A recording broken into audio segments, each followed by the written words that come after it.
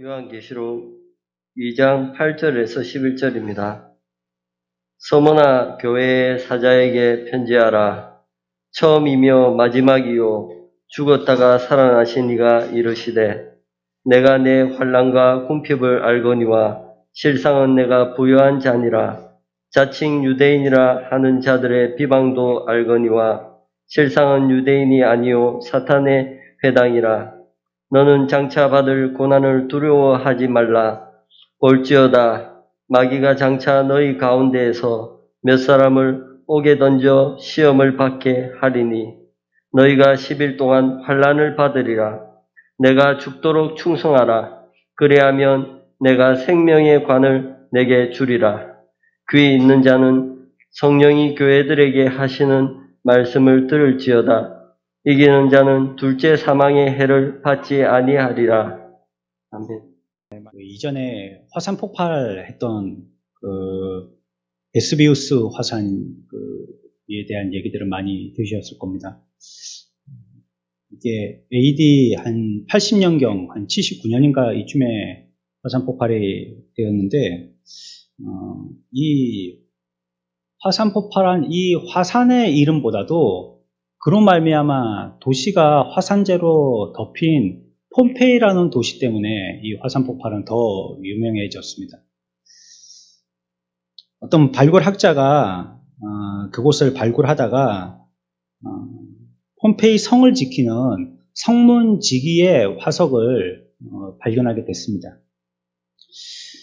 보통 그때 당시가 원체 다급한 상황이다 보니까 어디 도망갈 여력도 없고, 또 어떤 경우는 도망가는 가운데 화산재가 덮고 또 용암이 흘러서 그대로 그냥 그 사람들이 그 모양 그대로 화석이 되어지는 경우들이 많이 발굴되었었습니다. 이 보초병도 성문 앞에 창을 든 채로 꼿꼿하게 서서 그렇게 화석이 되었어요. 런던에 있는 미술관에 가면 아주 유명한 이 창을 든 폼페이의 보초병의 모델을 통해서 그림을 그려서 전시해 놓은 그 작품이 런던의 한 박물관에 전시가 되었습니다. 근데 그 박물관에 전시되어진 이 그림의 제목이 뭐냐면 충성입니다. 충성. 왜 충성이라고 했을까요? 그 보초병의 모습을 보고 그린 그림 그 제목을 충성이라고 붙인 이유가 뭘까요? 뭐 말씀은 안 하시지만 여러분들이 그 머리로는 다 의미를 대충 이해하실 겁니다. 이러한 화산 폭발 얼마나 다급하겠어요. 지진이 조금 있다든지 태풍이 조금 분다든지 그래도 우리의 몸이 움츠러들어서 겁을 내고 하는데, 눈이 뻔히 보이는 산에서 불이 솟구쳐 오르고 또 새카만 연기가 온 하늘을 뒤덮여서 재앙의 때와 같이 그 밝았던 대낮의 태양이 그 구름에 다 가려져서 온 근처가 다 새카맣게 되어지는 이런 때에도 이 폼페이 성을 지키는 이 보초병은 꿈쩍도 안 하고 그 자리에 서서 자기의 해야 될 사명을 잘 감당했기 때문에 그 그림의 제목을 충성이라고 붙인 것이 아닌가 이렇게 생각해 봅니다. 마지막에 그 사람이 거기에 서 있어서 뭐 산들 죽는들 누가 알아주겠어요? 도망쳐도 다 도망치고 있었을 텐데요. 도망쳐도 뭐라고 할 사람도 없고, 도망친다고 손가락질 할 사람도 없고, 아니면 사람들은 도망치면서 그 사람을 갖다가 같이 도망치자고 했기가 10중 8구죠. 그러나 이 사람은 꿈쩍도 안 하고요. 그 성 옆에 서가지고 그냥 자기가 해야 될 자기의 맡은 소임인 성문 지키는 그 역할들을 갖다가 잘 감당한 것입니다. 사도 요한을 통하여서 서머나 교회의 사자들에게 편지하는데, 여기에도 보면 우리들에게 부탁하신 당부가 10절에 보면 내가 죽도록 충성하라는 것입니다. 우리 보고 충성할 것을 얘기하고 있어요. 그 그림을 직접 보지는 못했지만 그 그림이 아마 우리가 읽었던 오늘의 이 본문을 다 설명한다 해도 과언이 아니라고 생각이 되어집니다. 충성은 헬라어로 피스토스라 이렇게 읽습니다. 그 뜻은 뒤에 가서 설명을 드리겠습니다. 이 단어가 쓰인 다른 성경도 우리가 한번 확인해 보면 제가 그 뜻이 뭡니다라고 굳이 설명을 하지 않더라도 여러분들이 유추하실 수 있습니다. 누가복음 12장 42절입니다. 같이 봅시다. 한 절만 다 같이 읽습니다. 시작.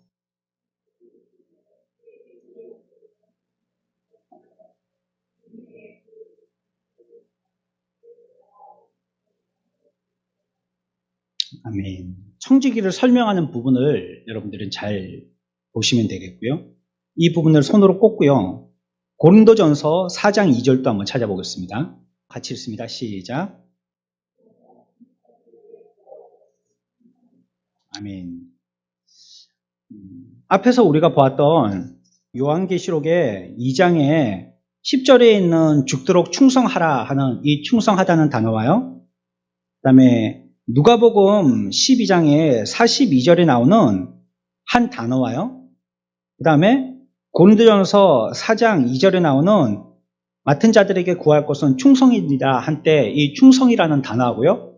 세 단어가 똑같은 단어, 피스토스라는 단어를 쓰고 있습니다. 자, 그러면 이제 누가복음 12장의 42절에서는 어떤 단어가 뒤에서 얘기한 설명 그대로 그냥 번역 그대로 충성하라는 단어와 똑같은 단어인지를 찾으면 문제가 해결되겠습니다. 그러면 이 피스토스라는 뜻이 무엇인지를 금세 알 수 있습니다. 42절에 어떤 단어가 충성이라는 단어와 똑같은 뜻의 단어일까요? 어떤 단어일까요? 예, 그렇습니다. 진실한이라는 뜻입니다. 진실한 단어. 그래서 이 피스토스는 충성하다 또 진실하다라는 뜻입니다. 이 한글 번역에 진실과 충성을 갖다가 같이 썼는데 원래 헬라 번역에서는 이 말을 갖다가 진실하다는 의미로 기록을 했습니다. 그러면 다시 한번 정리를 해보죠.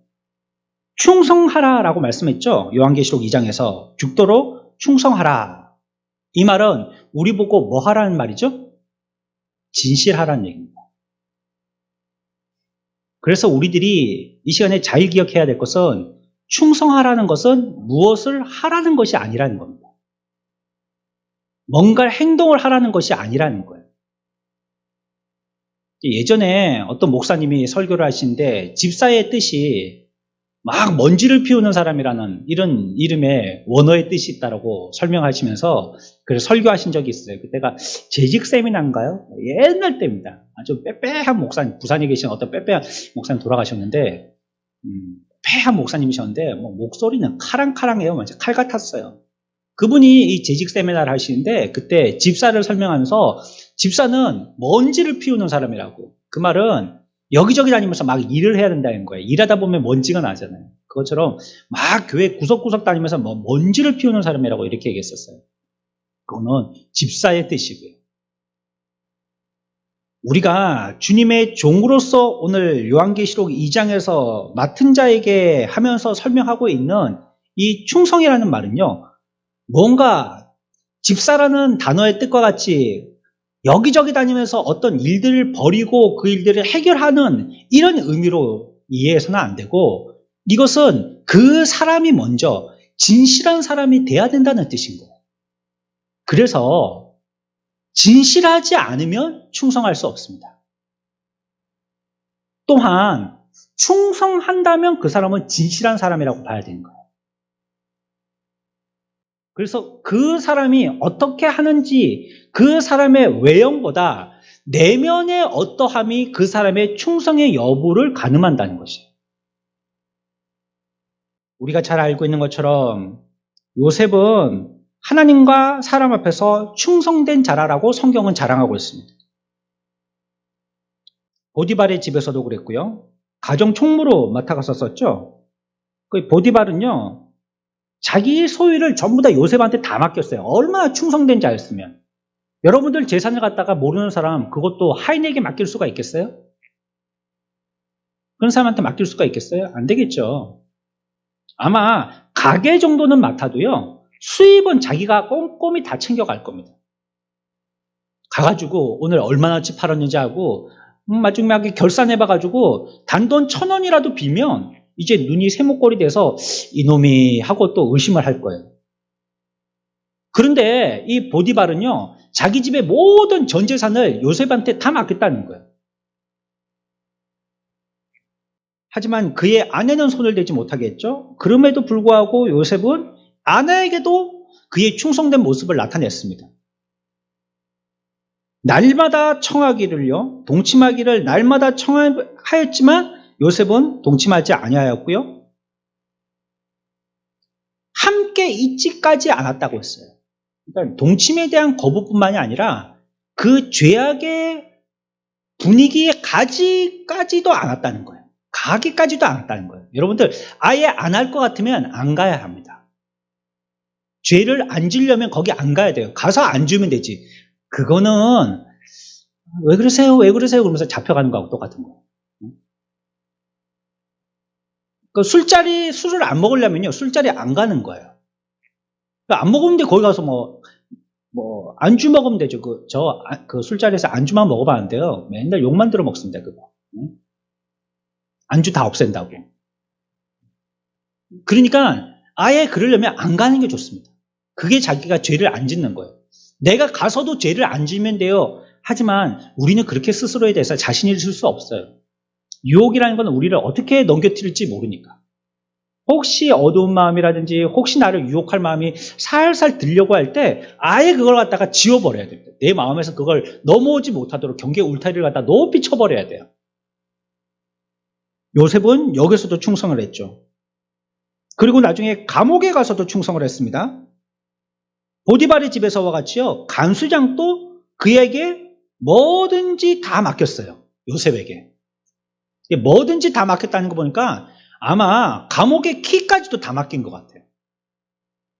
아니, 잡혀 들어온 죄수한테 키를 맡겨가지고 어떻게 해요? 그 키는 교도관들이 들고 있어야 될 거 아니에요.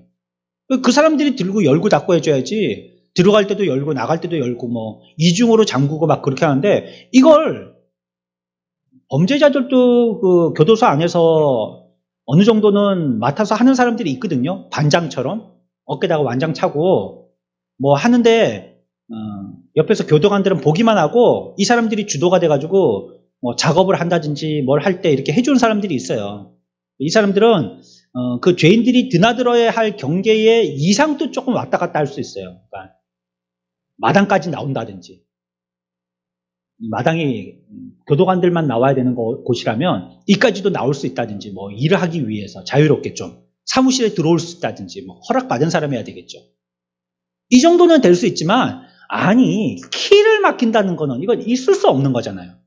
근데 아마 여기서는 간수장이 요셉에게 이것까지 다 맡긴 것 같아요. 그리고 맡겼다 하면요, 간수장은 살펴보지도 않았다 했어요. 이렇게 작은 아이한테는 심부름을 갖다가 시키면 자꾸 이렇게 신경이 쓰이잖아요. 잘했는지, 잘하고 왔는지 물어보기도 하고. 하지만 이제 좀 크면 그 정도는 이 아이가 할 수 있겠지 싶어서 믿음이 가서 그랬지 하고 그냥 시켜놓고는 믿고 있죠, 그냥.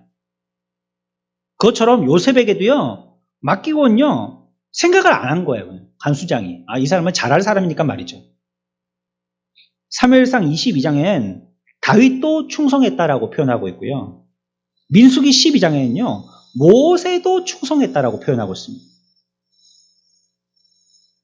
6장에서는 아브라함의 충성, 다니엘 6장에서는 다니엘의 충성, 골로새 1장에서는 에바브라에 대한 충성, 골로새 4장에서는 오네시모에 대한 충성을 얘기하고 있습니다. 이들의 특징이 무엇이냐? 충성했다는 거죠. 충성. 다들 충성했다라고 표현하고 있거든요. 그러나 또 한 면을 보면 이들의 충성은요, 뭘 얘기하고 있냐면 이들은 진실했다는 걸 얘기하고 있어요. 진실했다. 사람이 보든지 보지 않든지 하나님 앞에서의 삶을 하나같이 동일하게 살아냈다는 것이에요. 그래서 피스토스라는 이 단어, 충성이라는 이 단어는요, 진실을 얘기하는 거예요, 우리에게. 진실하라는 걸 얘기하고 있습니다. 그러니까 오늘 우리가 읽었던 말씀에서 내가 죽도록 충성하라 이렇게 말씀하셨으니까 내가 죽도록 진실하라 하는 것입니다. 우리는 진실하기를 죽을 힘을 다해서 해야 합니다. 진실하기 위해서 애써야 합니다. 다시 반복하지만 스스로에게 대해서 진실하지 않은 사람은 충성할 수 없습니다. 충성은 진실할 때 나타나는 믿음의 표현이에요. 진실한 사람이 충성되지 않을 수 없고요. 충성된 사람은요, 하나같이 진실한 사람이라고 성경은 우리들에게 확인시켜주고 있어요. 그럼 그 사람이 그 일을 갖다가 어떻게 하느냐, 이런 것이 문제가 아니란 말이에요. 본질적으로 그 사람이 하나님 앞에서 진실하냐의 여부가 그때 결정되는 거예요. 그렇다면 저와 여러분들이 다 진실된 자가 돼야 되겠고, 오늘 우리 헌신 예배를 드리는 바나바와 회원들도 다 진실한 자들이 돼야 되겠습니다. 진실의 백성들 되기를 축원합니다. 우리의 일생이 주님과 같이 우리들도 그 모습 본받아서 진실의 삶을 살아내야 되죠. 그렇다면 우리의 진실은 언제 표현되냔 말이죠. 언제? 우리는 언제 우리가 진실하다는 걸 나타낼 수 있을까요? 거기에 대해서도 성경은 우리들에게 설명을 하고 있습니다. 읽었던 10절을 계속 봅니다. 중반절에 보면 너희 가운데에 몇 사람을 옥에 던져 시험을 받게 하리니 너희가 10일 동안 환난을 받으리라. 내가 죽도록 충성하라. 그리하면 내가 생명의 관을 내게 주리라. 여기에 우리에게 앞에서도 설명을 갖다가 거론하면서 뒤에 뭐라고 얘기하냐면 죽도록 충성하라 이렇게 얘기하고 있거든요. 죽음이라는 것을 통하여서 그 사람이 진실한지 아닌지를 확인해 내게 되는 거예요.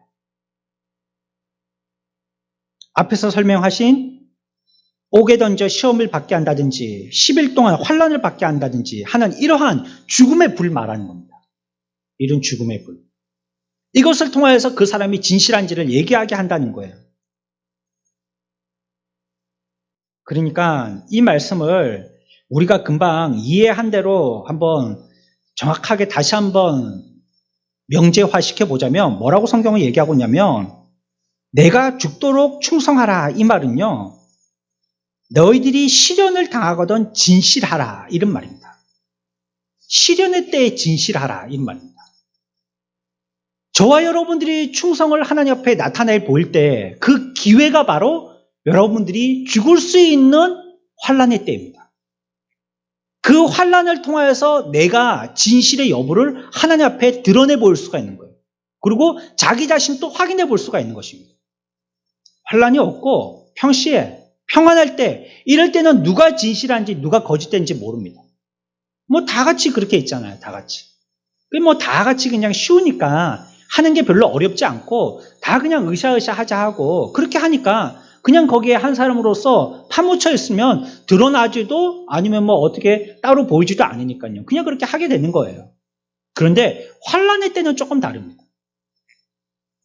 환난의 때는 그런 마음을 갖고 있는 사람들을 찾기가 정말 그 산 중에 물로 씻어서 사금을 걸러내는 것처럼 가로 찾아내는 것만큼이나 어려운 거예요.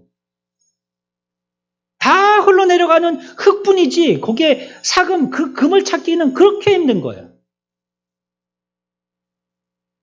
환난 때는 그만큼 다 씻겨나가는 거예요. 환난의 물이 막 쓸어갈 때는요, 환난의 물이 막 불을 태워갈 때는요, 그때는 나만 남는 게 다 태워지는 거예요. 그때 그 사람이 진실한지 아닌지 알 수 있는 겁니다. 그래서 대부분 진실한 사람들의 히스토리를 들어보면 거의 다 아주 극한 환란의 형편들을 경험한 사람들입니다. 그 사람들 뒤에 붙는 별명이 충성된 사람들이라는 별명을 붙이는 거예요. 그때 확인을 했기 때문이에요. 그 형편을 통하여서 확인됐기 때문이에요.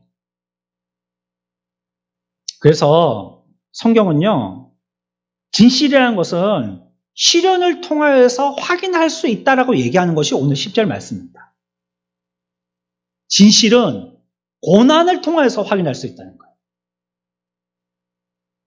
그 사람이 어떤 사람인지, 어떻게 훈련받은 사람인지는 그 고난을 통과해보면 안다는 거예요. 내 몸이 건강한지 연약한지 말이죠. 그 다음에 내가 힘이 어느 정도인지 말이죠. 이런 것도 어디 가가지고 막 체력 검사를 갖다가 하는데 막 옆에 있는 사람하고 막 경쟁하더라고 입에서 단내가 나도록 최선을 다해보고요. 막 우리 집에도 아이들이 요번에 턱걸이를 사가지고요. 문턱에다 걸어놨는데 이게 또 남자 그런 거 있잖아요. 남자들의 본능 이런 게 있어가지고 여자들 같으면 저런 걸 왜 걸어놨어 막 이랬을 텐데 또 이게 수컷들 가운데 이렇게 막 서로 경쟁하는 게 이런 게 있거든요. 저도 해보고 싶은 거예요. 왕년에 저도 뭐 여러분들 뭐 왕년하면 뭐 오만 말 때말말 다 나올 거 아니겠어요. 왕년에 뭐 다 했었으니까 저는 뭐 평균대 이런 걸 했었으니까 아 이거 할 수 있겠다고 딱 잡는 순간 안 되겠구나 싶은 마음이 들었어요. 이거 딱 잡는데 아 이거 안 되겠구나. 뭐 제 몸무게를 지탱을 못 하겠는 거예요. 그러니까 겨우겨우 해가지고 배치기로 한 3개 정도 턱걸이 그냥 팔 힘 가지고는 못 하겠고 배치기 해가지고 한 3개 정도 그것도 뭐 배치기를 아주 세게 했다가는 그게 막 부서져 내려올까봐 그래 더 이상은 못 하겠더라. 그걸 한번 잡아보면 나의 힘이 어느 정도 가늠이 되는 거야. 철봉 잡아보면 딱 잡는 순간에 그 팔 싫어하는 사람도요 딱 잡아보면 압니다. 이 사람은 이기겠는지 지겠는지. 그래서 지겠거든 아이고 팔목이 하고 다음에 하자고 그냥 말아야 됩니다. 창피 안 당하려면. 거기서 잉 그러다가는 막 사람들이 으쌰먹쌰 이겨라 하면서 더 창피를 당하게 되죠. 그것처럼 말이죠. 우리들도 이와 같이 어떤 극한 힘에 다가가서 그때서야 자기의 충성 정도를 자기의 진실 정도를 알게 되는 것이에요. 자 그러면요. 오늘 서머나 교회에 대해서요. 죽도록 충성하라 하였는데 서머나 교회 성도들은요. 그들의 진실함을 주님 앞에 어떻게 보여드렸는지 말이죠. 이 또한 오늘 성경이 우리들에게 얘기하고 있는 바입니다. 계시록에 나오는 교회들이 7교회입니다. 아시죠? 에베소, 지금 우리가 읽었던 서머나 2번째 교회고요. 3번째 무슨 교회요? 4번째는요? 두아디라. 5번째는 사대. 6번째는요? 빌라델비아. 마지막 7번째는요? 라오디게아. 이렇게 교회입니다. 이 중에서 다 책망받았는데 2교회만 칭찬받았어요. 그 중에 한 개가 서머나 교회고요. 그 중에 한 개가 라오디게아 교회입니다. 이 2교회. 2교회만 칭찬받고 나머지 교회들은 책망받았어요. 빌라델비아하고 서머나 이 교회만 칭찬을 받게 됐는데 다른 교회들을 설명할 때요. 그 설명을 잘 들어봐야 됩니다. 뭐라고 설명하고 있는지 우리 한번 찾아볼까요? 2장 13절입니다. 13절 같이 읽습니다. 시작.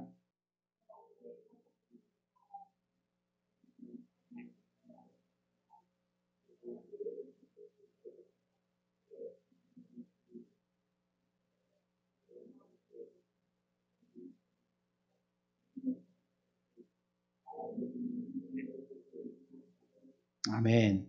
여기서도 그와 같이 얘기하고 있고요. 그 다음에 잘 보십시오. 2장 19절입니다. 같이 읽습니다. 시작.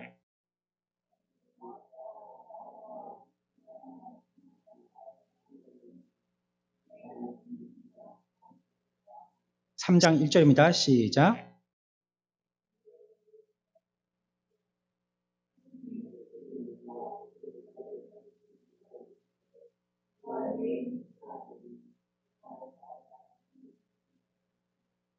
(15절입니다) 시작.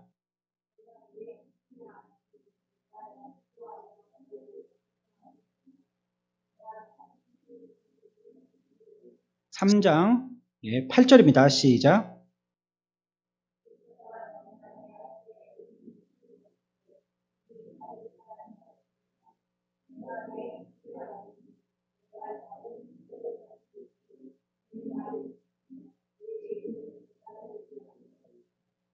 아멘. 이 공통적으로 나오는 말이 있죠. 다른 1교회 가운데서 5교회들을 설명할 때는 뭐라고 설명하고 있냐면 관용어처럼 쓰는 표현이 뭐냐면 내 행위와 수고와 인내를 안다는 표현입니다. 너희들이 어떻게 믿었는지 너희들의 행위가 어떤지 내가 안다는 거예요. 어떻게 수고했는지 이런 건 내가 안다는 거예요. 그런데 비단 이 칭찬받은 두 교회에 대한 설명을 그렇게 설명하지 않거든요. 뭐라고 설명하고 있냐면 이 두 교회에 대해서는요. 내가 내 환난을 안다고 그랬어요. 9절 같이 읽습니다. 2장 9절입니다. 시작. 아멘. 내가 내 환난과 궁핍을 안다 이렇게 얘기했어요. 다른 5교회들을 설명할 때의 표현하고 칭찬받은 두 교회를 설명할 때의 표현하고는 조금 차이가 나는 것입니다. 환난을 아는 것과 너희들의 행위와 수고를 아는 것과의 차이를 드러내고 있다는 것이에요. 서머나 교회는요, 가난한 교회였습니다. 어디 그렇게 얘기하고 있죠? 내가 내 환난과 뭘 안다고요? 궁핍을 안다 했거든요. 돈 없다 그 뜻이잖아요. 돈 없다, 궁핍하다. 돈 없는 교회라는 것이에요. 그렇지만 주님은 서머나 교회에 대해서 어떻게 판결 내리시냐면요. 그 뒤에 보면요. 내가 환난과 궁핍을 알거니와 실상이란 말은 하나님이 보시는 시각이라는 뜻입니다. 하나님 내가 볼 때는 너희들은 어떤 자라고요? 부유한 자라는 거예요. 부유한 자. 겉으로는 너희들은 궁핍하지만 내가 볼 때는 너희들은 부유해. 이런 말입니다. 서머나 교회는 반대자들로 인해 가지고 많은 박해를 받았던 그런 교회입니다.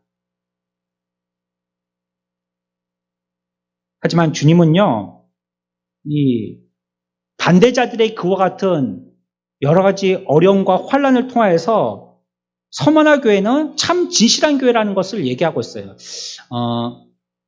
계시록이요, 주후 한 96년경에 기록되었다라고 신학자들은 알고 있습니다. 근데 이때에 폴리캅이라는 사람이 나타나는데 이 사람이 그 시대의 서머나 교회의 감독으로 재직했다라고 다른 여러 문서에 기록이 되어 있어요.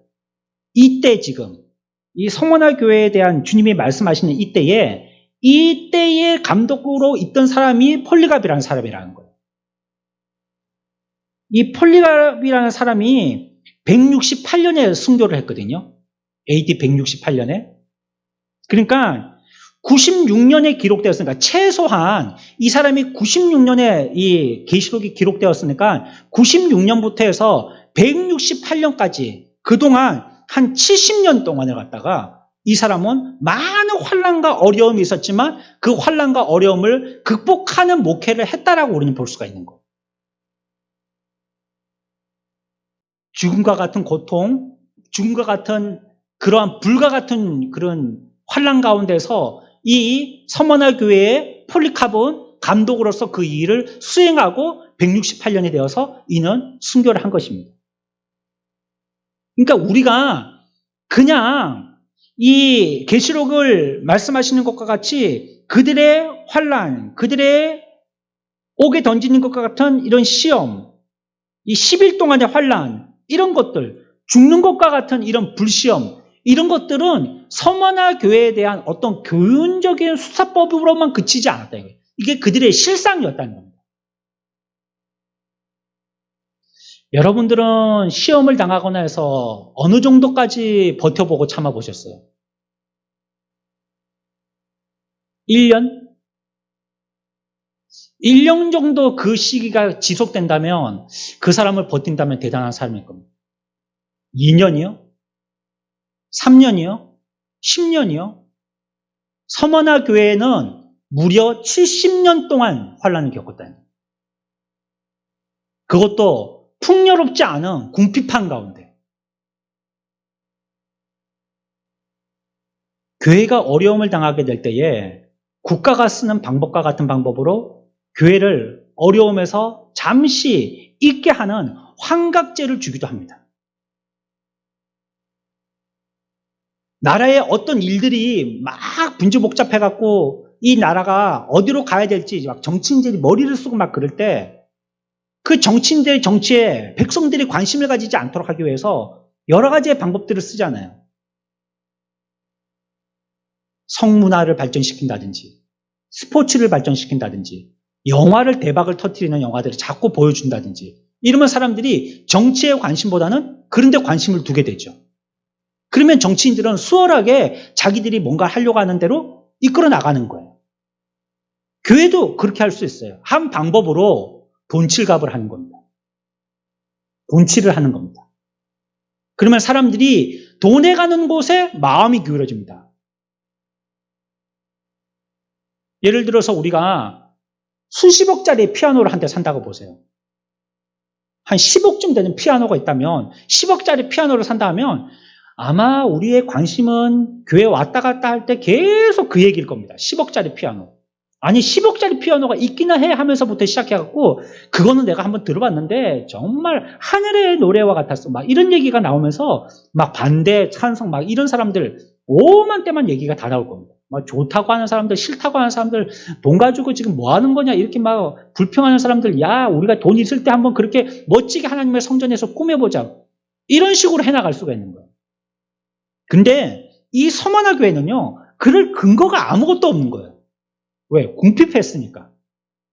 성도들의 시선을 다른 데로 옮길 만한 뭐가 없어요. 이들은 액면 그대로 고난과 환난을 그대로 당한 겁니다. 무려 70년 동안. 그러므로 하나님께서 서머나 교회를 충성된 교회라고 할 만하다는 거예요. 하나님 앞에서 서머나 교회가 충성된 교회라고 인정받은 것은 그냥 샘플, 모범적인 교회로 하나 드러내고 싶은 그런 가짜 동네로서의 교회의 모습이 아니었다는 거예요. 진짜 그랬다는 거예요. 그러니까 말이죠. 이들에게 하나님께서 선물을 주십니다. 뭘 주시냐면 죽도록 충성하라. 그래야면 뭘 준다고요? 뭘 줘요? 생명의 관을 주는 겁니다. 이거는 우리가 이치적으로 당연하게 생각할 수 있는 것입니다. 왜냐하면 죽을 고통을 통과했기 때문에 여러분들 애를 쓴 사람들, 많이 노력하고 많이 노고하고 많이 수고한 사람들, 그 사람들에게 상으로 뭘 줄까요? 뭘 줄까요? 그 사람들에게 휴식을 주지 않습니까? 휴식. 무슨 리그, 무슨 시즌, 운동선수들이 아주 거기에 온 힘을 막 배구든지 야구든지 축구든지 그 시즌에 자기의 피땀을 쏟아 붓고 나잖아요. 그 다음부터는 뭐 합니까? 휴식을 줍니다. 휴식.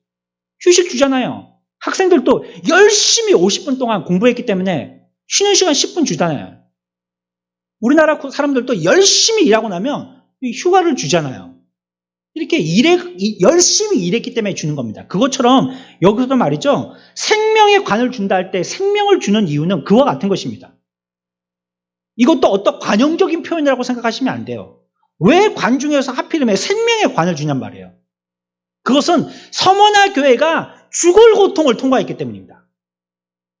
자기의 목숨을 죽으면서까지도 그 고난을 통과해냈기 때문에 그들에게 주는 것은 노력 가운데 쉼이 당연한 것처럼 그들에게 보상이 노력 가운데 쉼이라는 보상이 당연한 것처럼 죽을 것 같은 것 가운데서 자기가 노력한 사람에게 생명을 주는 것은 당연한 것입니다.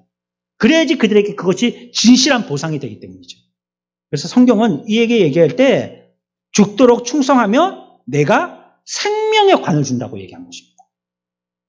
여러분들이 수고하고 노력하면 그 수고한 노력을 하나님이 그저 보지 아니하시고 그것에 대한 대가를 정확하게 주십니다. 얼버무리지 않으세요. 정확한 걸 주세요. 여러분들이 한 그것에 대한 수고에 대한 노력의 대가가 될 만한 걸 정확하게 주신다는 거예요. 오늘날 교회가요, 하나님 앞에서 무엇을 하였는지 가지고 서로 자랑하죠. 얼마나 선교사를 많이 보냈냐, 얼마나 큰 건물 갖고 있느냐, 또 해외 몇 개의 교회를 돕고 있느냐, 이렇게 이제 자화자찬합니다. 우리는 신앙생활 할 때 조심해야 될 것이 있는데, 내가 하나님 앞에서 무엇을 충성했다라고 할 때에 무엇인가 내가 했다라는 생각에서 그 함정에서 자기가 빠져나와야 됩니다. 뭔가 했다는 생각. 오전에도 그 말을 드렸지만 내가 뭘 했다라고 하는 생각. 이것이 자칫 잘못하면 자기 공로주의에 빠져가지고 죄가 되고 맙니다. 내가 했다는 생각은 거기에 대한 반드시 보상을 기대하게 되어 있습니다. 내가 했으니까. 내가 이렇게 청소했으니까 엄마가 나한테 용돈이라도 주시겠지. 심부름 했으니까 심부름 값이라도 주겠지. 내가 했다는 그 생각을 갖게 되면 뭔가 보상을 바라게 되는 거예요.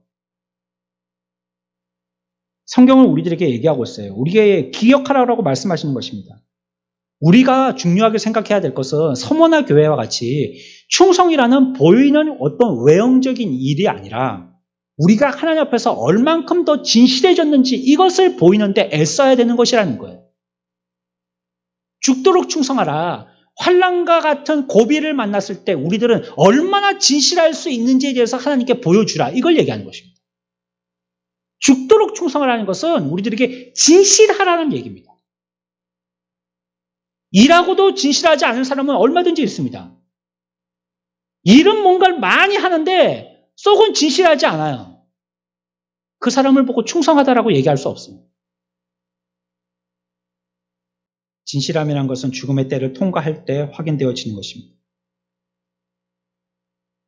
누가복음 9장 23절의 말씀에 아무든지 나를 따라오려거든 자기를 부인하고 날마다 제 십자가를 지고 나를 따를 것이다 라고 말씀하고 있습니다.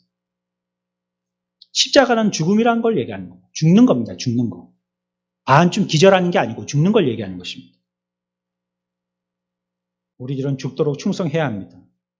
비록 환난이 많고 극한 궁핍에 있을지라도 십자가의 고난이 우리 가운데 지워진다 할지라도 등 돌리지 말고 그것을 지고 나가야 합니다. 육체적인 죽음, 정신적인 죽음, 도덕적인 죽음, 영적인 면에서 죽음과 같은 고통이 우리들에게 지워진다 할지라도 그 가운데서 우리들은 충성하는 자가 되어야 됩니다. 우리들은 오늘 우리에게 주시는 말씀과 같이 우리의 마음의 진실함으로써 하나님 앞에 충성하고 있는지 자기를 살펴봐야 하겠습니다. 주님은 오늘 착하고 부유한 종이 아니고 착하고 또 성공한 종이 아니고 착하고 충성된 종을 찾고 계신다는 것.